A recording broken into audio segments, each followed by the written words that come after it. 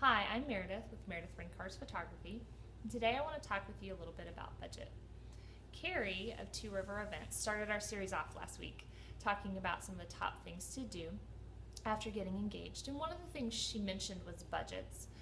But I want to kind of go a little bit more into that because there's some different ways to look at it that will definitely take the stress out of planning your wedding and offering you some alternatives to the normal planning process.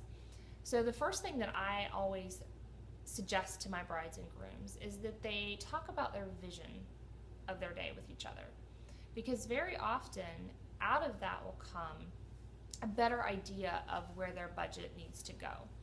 And what I mean by that is, when you envision your day, do you envision the first look? Do you envision walking down an aisle with beautiful floral arches that a designer has created that really just make the whole venue look magical and amazing? Or do you envision dancing on the dance floor until 1 a.m. and having an amazing party with all your best friends and your family around you?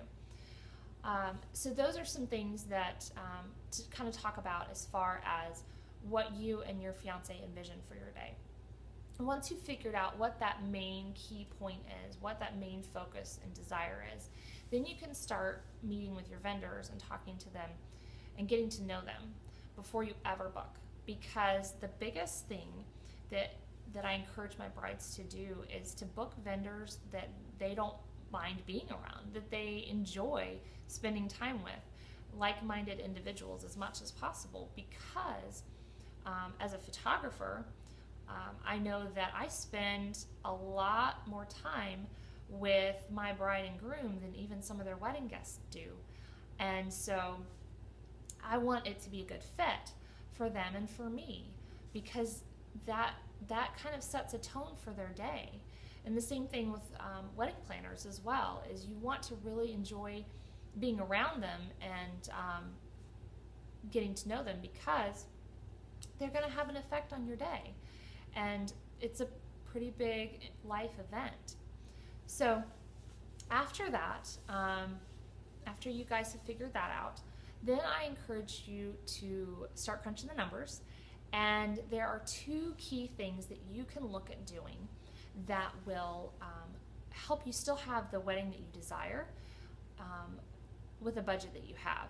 And those two things are to look at the day you're getting married, because sometimes vendors will offer packages that are cheaper for days that aren't on a Saturday. So whether it's a Sunday wedding or a Friday wedding, those are great options to possibly look at to help you have the wedding you want on the budget that you have. And lastly, where. So as wedding vendors, we sometimes get to hear about things long before the public does. And so when it comes to venues, there are often brand new wedding venues coming out that nobody else knows about as a bride. And I would encourage you guys to reach out to your vendors and ask and say, hey, are there any new great venues that I could check out? Because sometimes their prices, when they're just starting out, will be at a lower price point than, say, a much more established venue. And there's some really great ones out there. So definitely ask about that. And lastly is, when you're looking at budget, one of the hardest things to deal with is the concept of quality and experience. And as someone who is starting to plan her 10-year vow renewal, it's something that I'm having to consider. And I would rather pay 3 times more for something when I know that the quality and the experience are amazing.